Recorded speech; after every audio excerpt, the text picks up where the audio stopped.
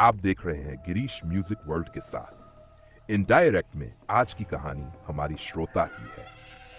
अनुराग जी, सबसे पहले आपको बहुत बहुत धन्यवाद अपनी कहानी हमारे साथ शेयर करने के लिए। दोस्तों, अगर आपके पास भी ऐसी ही कोई कहानियां हैं तो हमारे साथ जरूर शेयर करें हमारे इंस्टाग्राम आईडी पर। इंस्टाग्राम आईडी है गिरीश म्यूजिक वर्ल्ड, जिसका लिंक नीचे डिस्क्रिप्शन बॉक्स में दिया गया है। ऐसी ही और वीडियो के लिए देखें गिरीश म्यूजिक वर्ल्ड। तो चलिए बढ़ते हैं आज की कहानी की ओर। अनुराग जी बताते हैं, हमारा पूरा परिवार गांव जाने वाला था।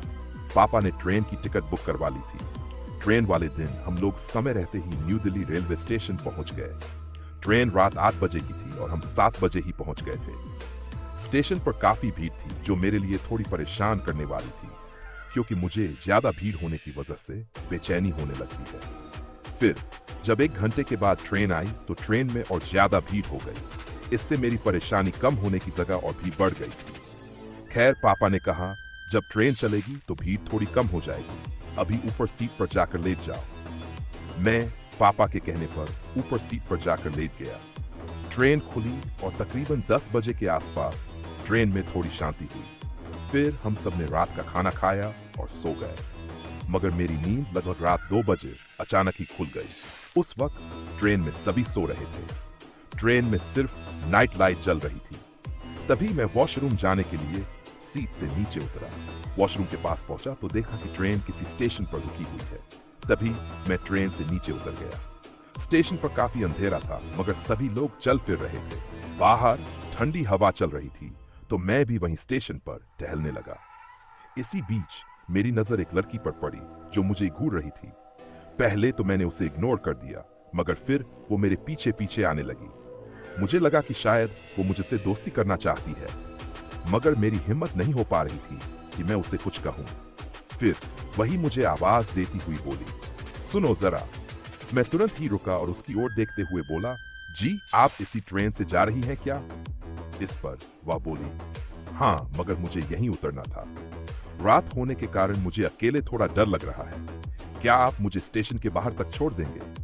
मैंने कहा, क्यों नहीं, मगर मुझे भी उसे स्टेशन पर थोड़ा डर लग रहा था। मगर वहां घूम रहे लोगों को देखकर लगा कि ट्रेन यहां देर तक रुकेगी। इतने में मैंने सोचा कि इस लड़की को स्टेशन के बाहर छोड़कर वापस आ जाऊंगा और क्या पता मेरी दोस्ती भी हो जाए। हम दोनों स्टेशन से बाहर जा ही रहे थे कि अचानक उस लड़की ने मेरे कंधे पर अपना एक हाथ रख दिया। मुझे कुछ समझ नहीं आ रहा था कि मैं कैसे रिएक्ट करूं, मगर जब मैंने उसके चेहरे की ओर देखा तो मेरे पांव एकदम से कांपने लगे, क्योंकि उसका चेहरा खून से सना हुआ था। उसका एक हाथ आधा कटा हुआ था। उस वक्त मेरे मुंह से जोर की चीख निकली और फिर मेरी आवाज अचानक से बैठ गई। तभी उस लड़की ने मेरे गले में अपने लंबे और नुकीले नाखून घुसा दिए और मैंने देखा कि स्टेशन अचानक सुनसान हो चुका है। मैं घुटनों के बल नीचे बैठ गया। वो धीरे धीरे मेरा गला दबाने लगी। मेरी सांसें रुकने लगी थी। मेरे चेहरे पर पसीना ही पसीना था। तभी मेरे पापा और उनके साथ कुछ लोग चिल्लाते हुए ट्रेन से बाहर आ गए। उनकी चीख सुनते ही वो लड़की एकदम से हवा में गायब हो गई। मगर मैं काफी जख्मी हो चुका था। मेरे गले से खून बह रहा था जो रुक ही नहीं रहा था। मैं बस बेहोश होने ही वाला था कि ट्रेन में सफर कर रहे एक डॉक्टर ने मेरी मदद की। उस रात लगभग हमारे साथ पूरी बोगी के यात्री जागे रहे। जब हम अगले स्टेशन पर उतरे तो सबसे पहले मुझे अस्पताल ले जाया गया, क्योंकि मेरी तबीयत काफी बिगड़ गई थी। अस्पताल में मुझे लगभग 1 हफ्ता रहना पड़ा। खैर, मैं तो बच गया, मगर इस हादसे के बाद से अब मैं ट्रेन में सफर करने से भी कतराता हूं। तो दोस्तों, इस कहानी में बस इतना ही। अगर कहानी आपको पसंद आई हो तो लाइक और शेयर करें और साथ ही हमें कमेंट बॉक्स में जरूर बताएं। तो मैं आपका दोस्त गिरीश म्यूजिक वर्ल्ड जल्दी ही मिलूंगा आपसे एक नई कहानी के साथ। तब तक के लिए बाय और टेक केयर।